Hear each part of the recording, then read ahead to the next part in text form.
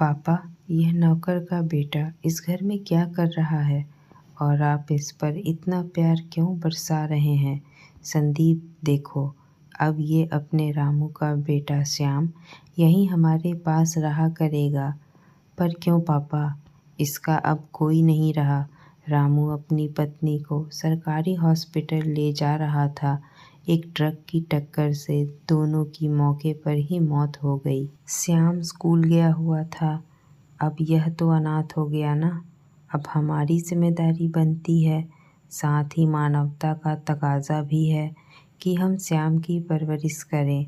रविंद्र जी अपने नगर के एक बड़े कारोबारी थे। उनका वर्षों से निजी विश्वसनीय सेवक रामू था। रविंद्र जी ने रामू को अपनी कोठी के पिछले भाग में एक कमरे का सर्वेंट क्वार्टर दिया हुआ था। वहीं वह अपनी पत्नी शांता और 7 वर्षीय पुत्र श्याम के साथ रहता था। रविंद्र जी अपनी कोठी में अपनी बीमार पत्नी और बेटे संदीप तथा बहू स्वाति के साथ रहते थे। वे अपनी बिटिया गीता की शादी कर चुके थे। रामू और उनकी पत्नी शांता ही उनकी देखभाल करते थे। रामू एक प्रकार से उनके परिवार का ही हिस्सा बन गया था। आज अचानक ही रामू और शांता की आकस्मिक दुर्घटना में हुई मौत ने रविंद्र जी को अंदर तक हिला दिया। रामू के किसी रिश्तेदार के विषय में उन्हें कोई जानकारी नहीं थी, ना कभी रामू ने कोई जिक्र किया था। रामू का बेटा बिल्कुल अकेला रह गया था। इसी कारण रविंद्र जी ने श्याम को अच्छी परवरिश देने का निश्चय कर लिया था। रविंद्र जी के बेटे संदीप को पिता का निर्णय ठीक नहीं लग रहा था। नौकर के बच्चे को परिवार के बीच में रखना उसे उचित प्रतीत नहीं हो रहा था, पर पिता के सामने वह चुप ही रहा। श्याम रविंद्र जी के कमरे में ही सोने लगा। सुबह स्कूल चला जाता, वापस आकर घर के काम में हाथ बटाता और रात में अपनी पढ़ाई करता। माँ की याद आती तो ऊपर छत पर जाकर भरपूर रो लेता। एक रविंद्र जी ही थे जो उसके हर दर्द को समझते थे, पर श्याम को माँ कहाँ से ला कर देते। समय अपनी गति से दौड़ रहा था। श्याम हाई स्कूल में आ गया था। अब वह सब दुनियादारी समझने लगा था। वह यह भी समझ गया था कि संदीप उसे पसंद नहीं करते हैं। उसने स्वेच्छा से अपने को सर्वेंट क्वार्टर में शिफ्ट कर लिया। स्कूल से आकर वह पहले की तरह घर का काम तो करता ही, अब वह घर के बाहर का भी काम करने लगा था। एक दिन अनहोनी हो गई। रविंद्र जी हृदयघात के कारण असमय ही भगवान को प्यारे हो गए। श्याम दूसरी बार अनाथ हो गया था। जब उसके माँ बापू स्वर्ग सिधारे थे, वह छोटा था। उतना एहसास उसके बाल मन में नहीं था। दूसरे रविंद्र जी ने उसे कभी पिता प्रेम का अभाव महसूस ही नहीं होने दिया था, पर अब रविंद्र जी के ही चले जाने से श्याम अंदर से टूटा महसूस कर रहा था। वह बस भगवान से यही पूछ रहा था कि उसे ऐसी बदनसीबी क्यों दी। रविंद्र जी के जाने के बाद श्याम की दिनचर्या तो पहले जैसी रही, पर अब संदीप के व्यवहार में परिवर्तन आने लगा था। अब वह श्याम से अधिक काम लेता और उसका श्याम से बोलने का लहजा भी तल्ख होता जा रहा था। श्याम अब ना समझ तो था नहीं, सब समझ रहा था, पर क्या करे, उसके पास कोई मार्ग नहीं था। फिर रविंद्र जी के एहसान के कारण वह अपनी भरसक सेवा इस परिवार को देना चाहता था। उस दिन घर में सुबह से ही गहमा गहमी का वातावरण था।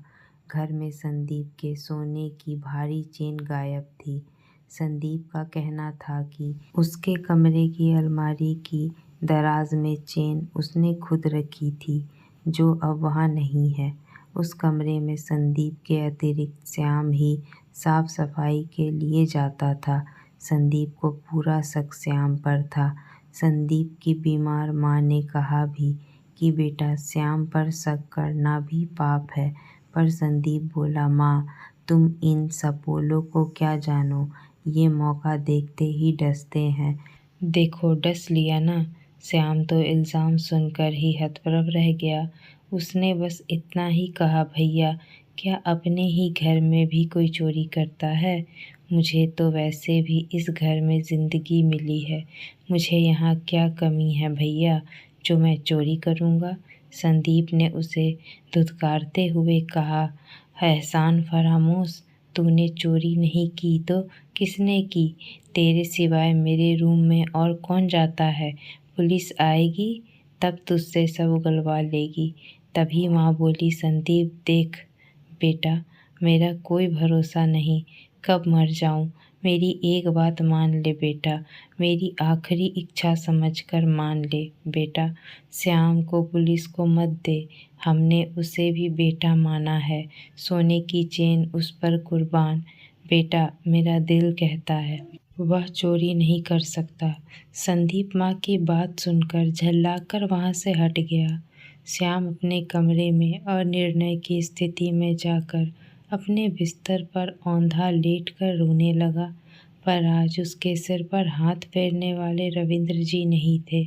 इतने में ही संदीप की पत्नी स्वाति दौड़ती हुई आई और बोली, अरे आपकी चेन तो ये बाथरूम में पड़ी थी।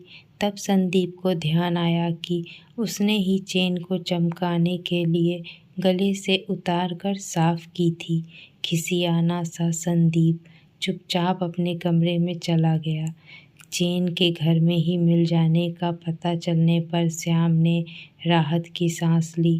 पर एक आशंका उसके मन में घर कर गई थी कि यदि चेन न मिलती तो चोर तो उसे ही समझा जा रहा था। अगर भविष्य में फिर ऐसी घटना घट गई और अब की तरह चेन ना मिली तो। श्याम बीमार माँ जी के कमरे में पहुंचा। तब घर में संदीप नहीं थे। माँ जी के चरण स्पर्श करके श्याम ने घर छोड़कर जाने के लिए क्षमा मांगी। अश्रुपूरित आंखों से देखती माँ जी कुछ भी न बोल पाई। वह सामने जीवन संघर्ष के लिए तत्पर आत्मविश्वासी श्याम को देख रही थी। वे भी श्याम के भविष्य को इस घर में देख सशंकित थी। बस आशीर्वाद के रूप में हाथ उठाकर आंसू पोंछने के बहाने अपना मुंह दूसरी ओर कर लिया। श्याम माँ जी के मनोभाव समझता था। हाथ जोड़कर वह एक छोटा सा सूटकेस ले कोठी से निकल गया, अनजान पथ की ओर। श्याम के सामने अब अपने रहने की समस्या थी। फुटपाथ पर चलते चलते सहसा किसी ने उसे पुकारा। मुड़कर देखा तो पीछे से उसका सहपाठी दीपक उसे आवाज़ लगा रहा था। हाथ में सूटकेस देख दीपक ने पास आकर पूछा, श्याम क्या कहीं बाहर जा रहे हो? क्या और कैसे कहे कि वह फिर से निराशित हो गया। उसे चुप देख दीपक ने समझ लिया कि कुछ गड़बड़ है।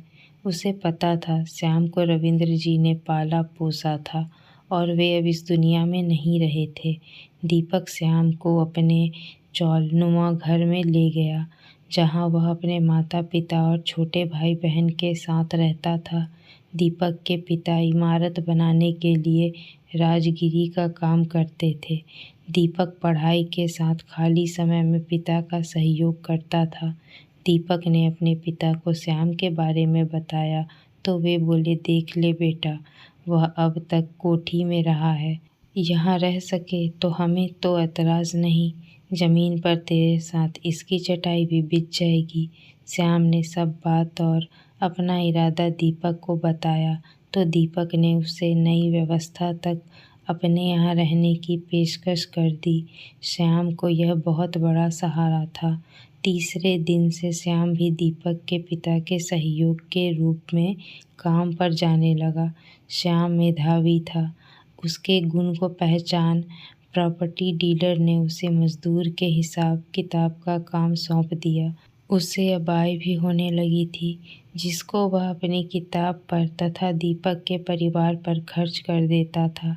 दीपक के यहाँ तो वह मात्र रात्रि निवास को ही आता था। दिन में बचे समय में पार्क में पढ़ाई करना उसका नियम हो गया था। ग्रेजुएशन के बाद नौकरी हेतु प्रतियोगिता की तैयारी में श्याम जुट गया। ईश्वर ने भी उस अभागे की सुन ली और उसने बैंक अधिकारी की परीक्षा पास कर ली।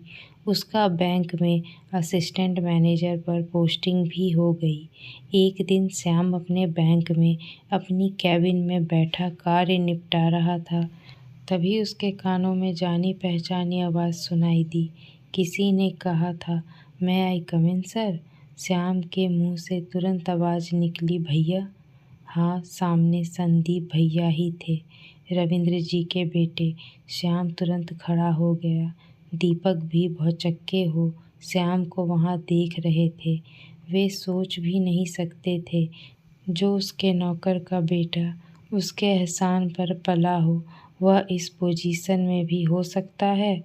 उन्हें गलानी विशेष रूप से इस बात की थी कि उन्होंने श्याम को हमेशा अपमानित किया था और बाद में तो चोरी का भी इल्ज़ाम लगा दिया था।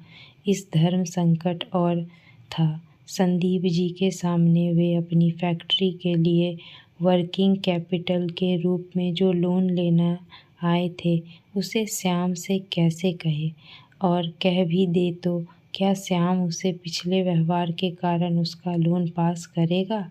इस बीच चपरासी द्वारा संदीप जी की लोन फाइल श्याम के पास आ गई थी। संदीप जी सकुचाते हुए चाय पी जरूर रहे थे, पर उन पर श्याम के कारण उसका काम नहीं हो पाएगा सोच हावी थी। किसी प्रकार चाय समाप्त हुई। संदीप अपना काम श्याम को बता न सके और उठ लिए। श्याम बोला, "भैया, माँ कैसी है?" संदीप बोला, "श्याम, वे तो पिछले वर्ष ही चल बसी थी।" सुनकर श्याम को धक्का लगा। क्या वह इस लायक भी नहीं था कि जो उन्हें माँ के स्वर्गवास की सूचना तक भी दे दी जाती। फिर श्याम ने सोचा कि इन्हें क्या पता था कि मैं कहाँ हूँ।